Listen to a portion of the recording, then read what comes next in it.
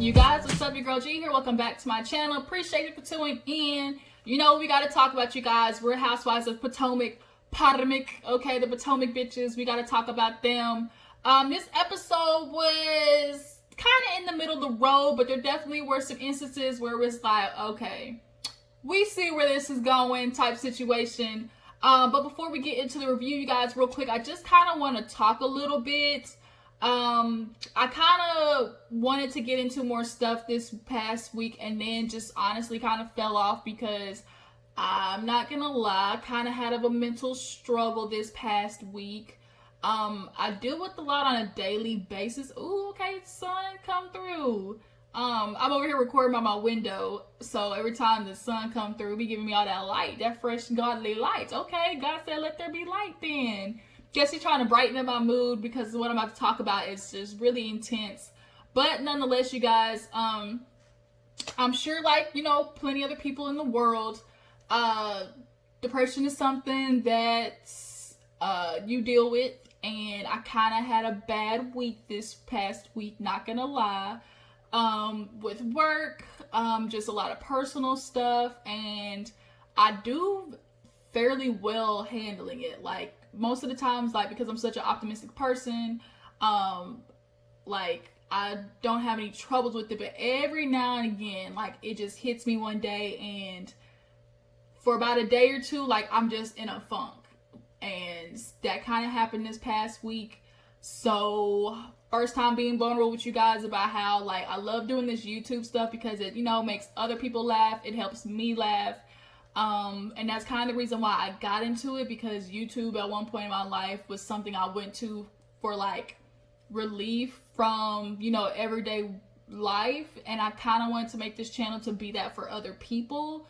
So yeah, I just wanted to kind of like go into that about that's why this past weekend or this past week I kind of went MIA a little bit. Most of the other times, like, if I don't post a video, don't think it's because of that. It's just because of work and stuff like that. I'll tell you guys, like, oh my God, like, work got me super busy this week. But every now and again, like, it'll be hard for me to get up and record just because I'm just in a mental, like, head fuck. Like, that's just what it is. So you guys take it for whatever it is. I hope possibly I'll reach somebody with it, just kind of being honest and vulnerable about the situations that I deal with. There's a lot of personal stuff that goes on in my life that, you know, eventually I will reveal to you guys, just because I'm sure other people can probably relate to it or may know somebody that can relate to it. I don't know if I'm quite there yet to just kind of reveal everything to you guys, but I am getting stronger enough and becoming vulnerable because that's not my strong suit. I'm a person who's like, I got it, I'll deal with it. But I gotta start learning to open up, that way I can heal myself and then possibly help somebody else in the process. Like, if you guys are gonna watch my channel, I don't want it to always just be about, you know, other people's dramas, like other people's lives and the laughs and giggles about that. Like, I also want this to be a channel where people come to where it's just like, help me out, like, give me some type of advice. Like, I want to be that for people as well. But nonetheless, I just had to put that out there. Drop down in the comments if you have any questions about me, or, you know, ways that, you know, helps you deal with, you know, you're kind of like when you go through those funks and those spurts of kind of like the depression kicking in, like, how do you deal with it? Possibly give me some tips for it. But nonetheless, I just had to throw that out there because, I don't know, it was on my mind, it was on my heart to say it finally, so there it is. Okay, so let's get back to the review, you guys. Try to lighten up the mood. Let's get back into you know, review mode. So we gotta talk about Real Housewives of Potomac, okay? Basically we opened up the episode with damn, what did we open up the episode with? Oh, Wendy, okay, y'all. So Miss Wendy, she knows she has her baby Cam, and they are doing a sip and see / head wrap ceremony, like in the Nigerian culture. Basically, the baby comes in like Simba from Lion King, and they hit them with the Sambanya Conquista, and then they throw cash all over the baby and everything. Shoot, I want to be a Nigerian baby out there, got ducats raining down on me like a stripper, okay? And I'm only 6 months years old, okay? 6 months years old, dang. 6 months old. But yes, but the problem is during this, you know, ceremony, Wendy and her husband Eddie, Hey, side note about Eddie. At first, I didn't really think he was that attractive, but I'm not gonna lie. The more I look at him, like I'm like, oh, like he's not that bad looking after all. But unfortunately for Eddie, you know, they're doing the invitations and stuff. His family, like he's like, I don't want to invite my family. That's just too much drama. Like that's definitely not the time to try and you know, rehash that situation. But later on in the episode, he ends up changing his mind. So we go from Wendy and Eddie. Speaking of, Wendy was hella messy when she was talking about, oh, I want to invite women who I want Cameron to look up to and be like one day. And then kind of threw Monique out there like, I'm not really inviting Monique because of the other ladies. Like, did y'all catch that? Or was that just me? But moving from Wendy, we end up seeing Ashley and Michael go to therapy because they definitely need it. Okay, Ashley, you've been putting up with this old ass white man for I don't know how long. Like, how much longer are you supposed to put up with him and his secretly bi-ish ways? Like, I'm not understanding. But they get into a therapy session. She's like, why are y'all here? Ashley's like, oh, we had some indiscretions, infidelities. And she's like, I'm just worried because, you know, me and Michael did have a, you know, unorthodox relationship. And now that I'm changing those things, I'm worried that this is just going to continue. And we know she's talking about how, like, they used to do threesomes and stuff like that, be wild out there in the streets or whatnot. But Michael is taking it as, oh, you know, it's the baby. Like, you know, the baby did change a lot of things. I'm sure it's made you feel like, you know, change your thoughts on a lot of stuff. And, you know, it's got to stop because it's now it's about you and the baby and our family. And it's not, Michael. It's about Ashley. Forget the baby. Like, Ashley doesn't want to do this stuff anymore. I'm sure she was doing it in the beginning so she could hook, line, and sink your ass. But now that she got you and you ain't going nowhere, she popped out another you. Like, she good. Like, she doesn't have to do that shit anymore. But she's also grown up and realizing, like, I don't have to appease this man all the freaking time. But then Michael, he killing me. He's like, oh, you know, things have changed with Ashley and that baby. Like, what is that baby? Did y'all catch how he said that? Yeah, and that baby. You saying that baby as if it's not yours. Nigga, that's our baby. I don't like how he was saying that, y'all. But then he goes into this whole sob story about how, because the lady asked him, like, do you know why you did it? And he's like, well, you know, it's a lot of things. Like, I got to go back to when my dad, you know, he always, you know, zoomed in on me. I was, you know, the one that got all the attention, whether it be good or bad. I guess his dad was an alcoholic or something like that. And it's affecting him. So sometimes when he goes into a shell, he has to do something to make himself feel good and feel cared about. And this is news to Ashley. And she's like, well, how the hell am I supposed to help you if you're not telling me? Girl, he's not telling you because he wants to go out in the streets and find him another woman, and get on and cracking because he knows your ass is still gonna be there when he gets home. That's why he don't tell you. Like, I'm sympathetic to the fact that Michael probably did have a shitty childhood and his dad, you know, might really affect him because everybody has something in their childhood that affects them as an adult. But bro, you 60, you knocking on death's door. Like, you 1 foot on a banana peel. You really trying to tell me you still out there sticking your dick and everything else because of your dad? No, I give it like 25% the reason why you're out there doing it. You're out there doing it because you come up with every excuse and find every which way to not be caught. And then you come up with all these lies that Ashley keeps giving you the benefit of the doubt of, at least in public. But it's like she keeps sticking with you, so why do you have to change? Like, he's done this 3 times now. Every season, this man has got caught doing something. Whether it's grabbing another nigga's ass, whether it's out there talking to another woman. Now you at the woman with the hotel, actually got a picture of that little raisin back of yours and the boxers. And then you want to sit there and tell the lie, oh, nothing happened because I was drunk and fell asleep. If you was drunk and fell asleep, Michael, you would have woke up in your goddamn suit. Instead, she got you in a picture of your boxers. So, and you look hella comfortable in that picture. So, I'm not going to sit there and just take this like, oh, poor me, the way my dad treated me has me cheating on my wife. Like, those two things don't equate. My dad having problems with me cheating on my wife and sticking my dick in everything that walks. Like, I I'm sorry, like, I just can't do it. I can't do it. I can't do it. And Ashley's over there like, oh, Michael, he just had a time. I'm just so glad he's so vulnerable right now. And, you know, maybe this will definitely help us, you know, secure our relationship in the future. And it's like, Ashley, come on, boo. Like, that post-nup must be some serious, or prenup. So, do y'all believe that? Do y'all believe that Michael's dad is the reason why he said he out there cheating? Like, y'all drop down in the comments to let me know how do you feel about that. I honestly just think he just using that to get some sympathy. Because it's like, bruh, you went to a hotel. You had every intention of cheating on her, which you did. We know you did. Like, ain't nobody buying the fact that you fell asleep with your old ass.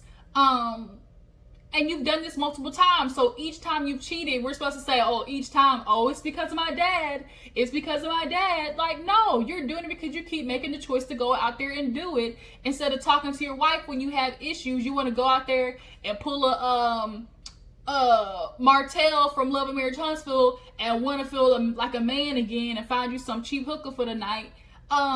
Whether it be woman or man, pussy or badass, either one. You gonna do what you do, Michael, and you do it because you know my Ashley gonna stay at home until that whatever time limit she got on that prenup runs through. So on to Ray and Karen's marriage. That shit's going downhill too. Karen is walking with Ray outside and basically is explaining to him like, look, we gotta figure something out because I want to make our marriage work, and I know you married one woman, but here I am a new person. Like, what do you necessarily want from me? Because, you know, I do want this to work. Ray basically said, now look, Karen, you know, yeah, you aren't the woman that I married, you know, before. Like, you got a business, you've been working towards things. I've been working towards things, like, and I'm trying to work on things together to become one. She's like, well, you know, he said that he feels like she's gotten all into the fame and the fortune and her personality. I don't think that at all. I think Ray's just kind of using that because he's insecure about the fact that Karen had to be the one to bail his ass out of that IRS situation. He's slightly embarrassed. He never expected her to be, you know, the one that eventually became the front runner of the relationship, because when they got together, he was the big, black Bill Gates, and she was the woman who stayed at home taking care of the kids. Now roles have reversed, and she's dipping his ass out of IRS problems, and he don't know how to handle it. So the easiest way for him to do is be like, oh, I mean, I don't think I love you because, you know, you're not the woman that you used to be. Like, a real secure man would be proud of the fact that his woman has gained something in life, didn't just make it through life on the back of you. Like, had Karen not figured out how to be a businesswoman, y'all both be shit out of luck. Y'all both be staying in goddamn Giselle's house, cabin in the woods style. Like, okay, like that house you call a cabin, yeah, y'all would have been staying in that type of location out of the goddamn Grand Dame, zip code. So yeah, you better be happy that she's figured out how to be, this personality, this businesswoman. But she's like, look, as much as I'm working towards things, like, you got to stop being stubborn. And it definitely seems like Ray is almost like punishing her, like not telling her he loves her, like out of trying to like hurt her feelings, or like he's withholding it, trying to make her work for it, like make her work for him to say I love you. And that's just like BS. Like, Karen, you are in your prime. Look, you still at that age where you can be a cougar, okay, a puma, a mountain lion, whatever you want to be, okay? Go out there and throw that pussy around in the street and find you another Blue Eyes while Ray takes his ass to a retirement home. I don't know what you want to call it, Whispering Glen, Lovely Lane, whatever you want to call it. Let Ray take his behind down there, sit on the beach, drink him a Malibu, or drink him a Patron on the rocks, and, live in peace. Y'all have a nice little arrangement. Either y'all work on it and, come back together, or decide to split, ways, because y'all clearly are going two separate ways in your lives. Like, Ray is ready to stay at home, sleep in, and watch TV all day. You ready to go out in the streets and, still live it up and have this second wind that you got now that I'm sure, to hit menopause. So every time you fuck, you ain't got to worry about getting pregnant. So you really could be throwing that thing bike out there, okay? Go figure out where Nene found her man at, so her little side nigga ass, so you can get some information on maybe his partners or something like that. Or go hit up Bolo, the stripper that was messing with Tanya and Portia. Go hit him up. Maybe he got some homies that are signing NDA and throw that back out on the weekends on Monday, Wednesday, and Friday too. Like, figure it out, Karen. But Ray is definitely being super hella petty with the I think I love you. Like, you know whether you love this woman or not. The problem is you love the old Karen because she appeased to you. This new Karen, you don't know what to do with her. That's what it is. So moving on, we see Robin's ass trying to talk about this damn hat line she got. Oh, I'm more laser focused on it because of the IRS situation. You know, I was distracted with the whole, you know, house, finding a house and marriage to one. That's the problem. Here it is again. You put your life on hold for this nigga who been out there running around the world and then came home to you. And you so worried about getting married and finding this forever home that you let your taxes slide. And here you are about to get locked up.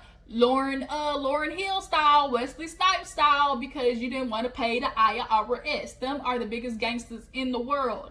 Okay, they take all your shit with no remorse.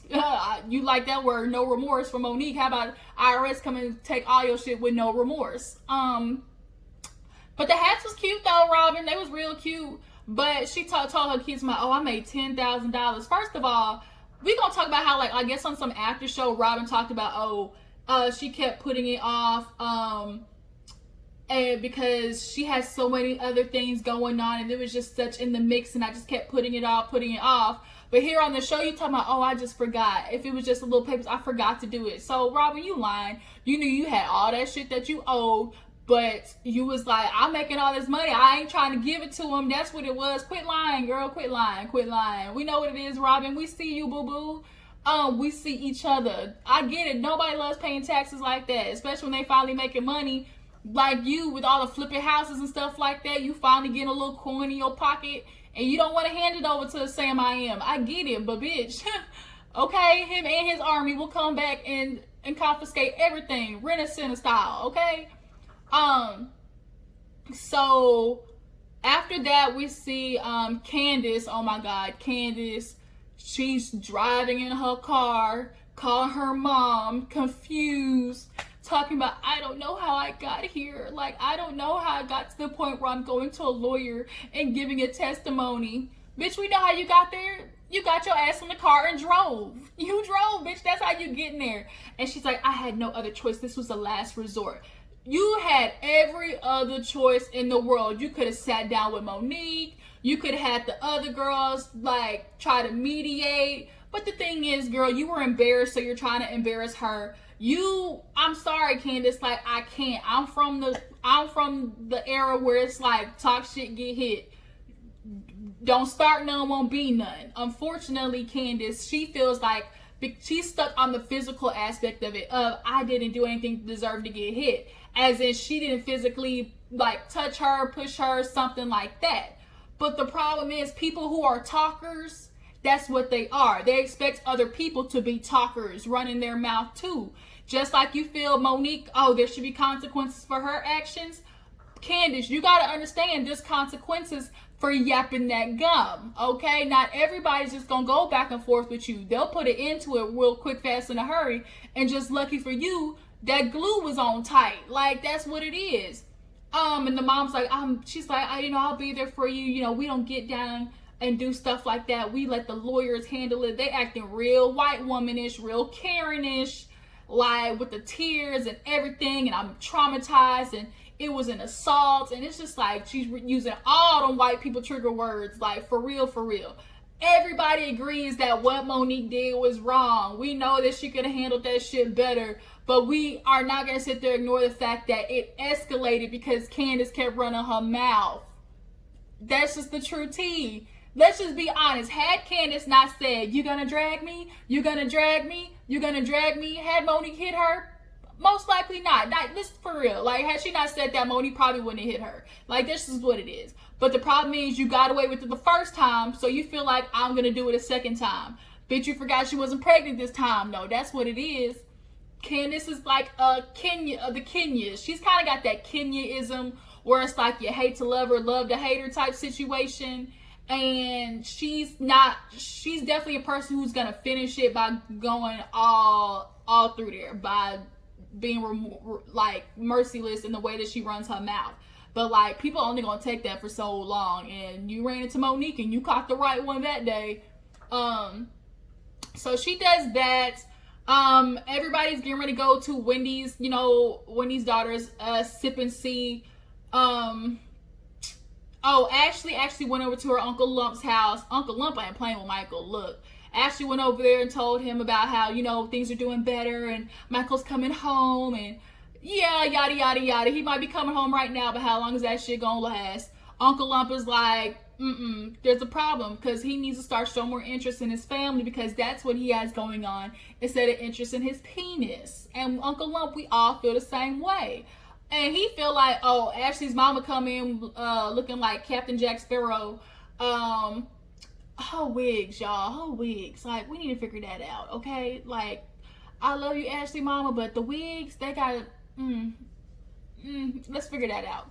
But nonetheless, baby Michael / Dean, that baby, as Michael puts it, like, that's nowhere on Michael's mind because from his aspect, Ashley wanted the baby. She got the baby. She can stay at home and take care of it while I go out here and run the streets and figure out if I want dick or pussy this day. Like, that's what it is for Michael. And Uncle Lump said he need to come around because he gonna listen to what I got to say. He keep trying to, dodge and dip and dive around us and play, leapfrog, trying to get through the road past us, but it ain't happening. We're gonna sit down and have a talk with Michael, and I'll definitely be ready to see that, how Uncle Lump burn a hole in his face just by staring at him, because Lump ain't playing. I appreciate you, Uncle Lump. So back to the party. Robin actually showed up. One of the first people showed up. She had on that pink dress a lot of the housewives was wearing back when it came out. I guess Robin had to wait for it to go on sale on consignment at TJ Maxx or Ross. Okay, girl, you do you. Shoot, I love a good TJ Maxx or Ross. But everybody's already been worn that, so it's okay though. It was pink. The attire was pink for the party. Good thing. So she gets there and she like, should I be Wendy here? And finally Wendy walks in and she's like, girl, like, how'd I get here before you? She's like, girl, I'm Nigerian. She said the party supposed to start at 6. She said, I'm Nigerian, girl. This shit don't start till 8.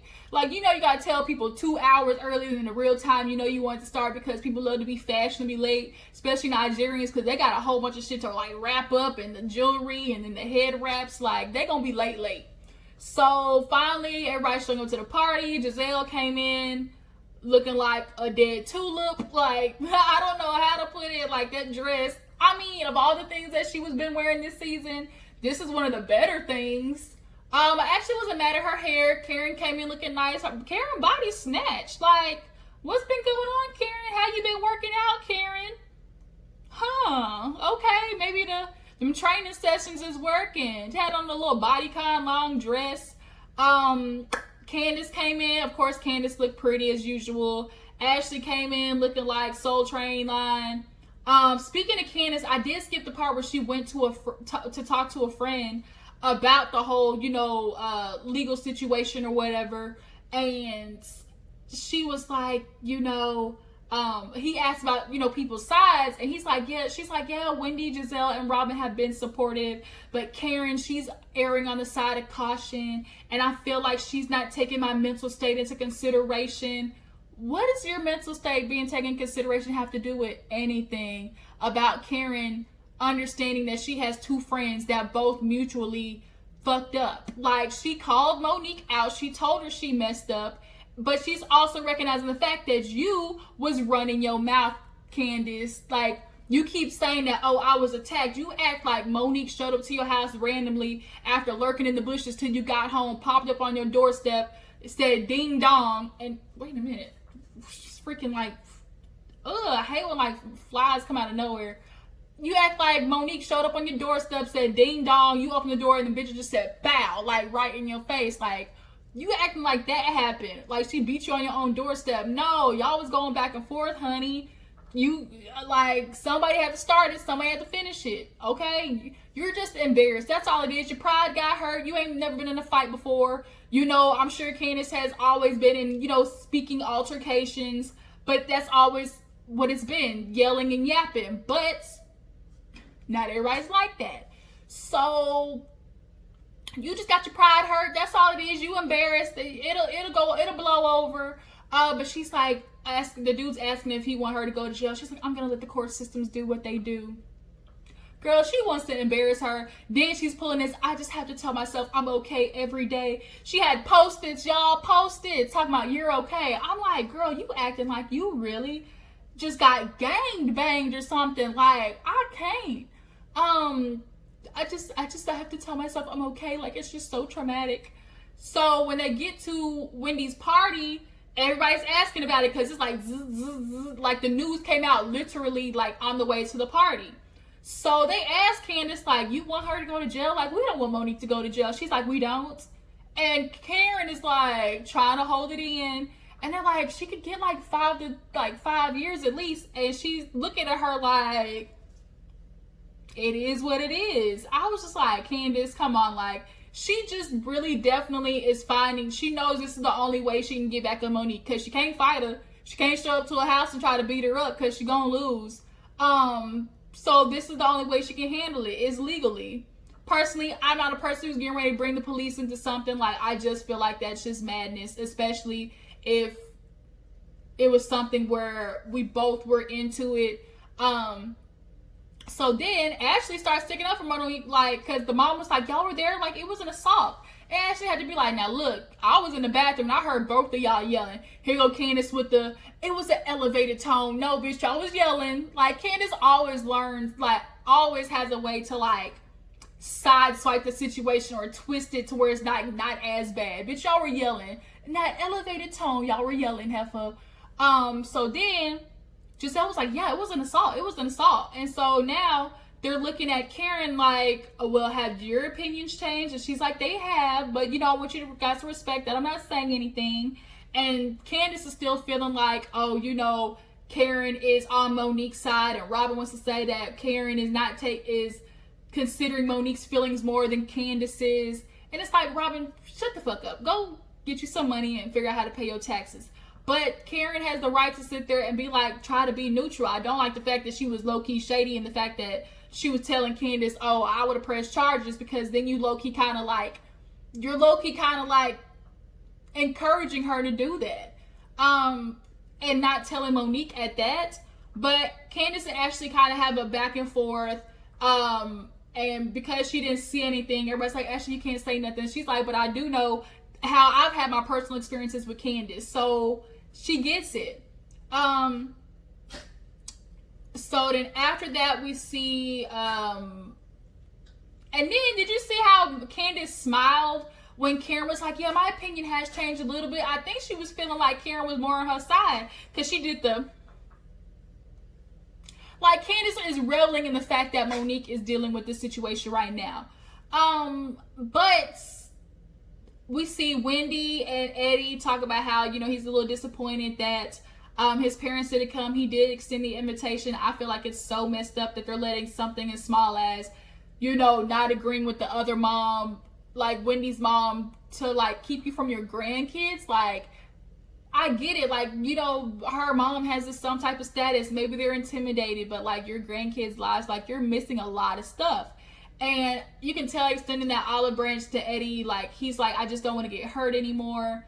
Wendy, I love you, but your mama, like, she caking it on thick, girl, thick with 3 C's. This shit is looking real thick. She gonna take a lot of wipes to get that shit off. It was a lot, okay, honey, it was just a lot. So then after that, we see all the ladies still at the table. I think, Chris had to tell Candiace to shut up. He's like, you're doing, just let it go. Because Candiace was like, oh, is Monique paying you too? Like, she's paying the blogs. And she's like, what she gotta pay me for? I'm married to a millionaire. Candiace said, not for long.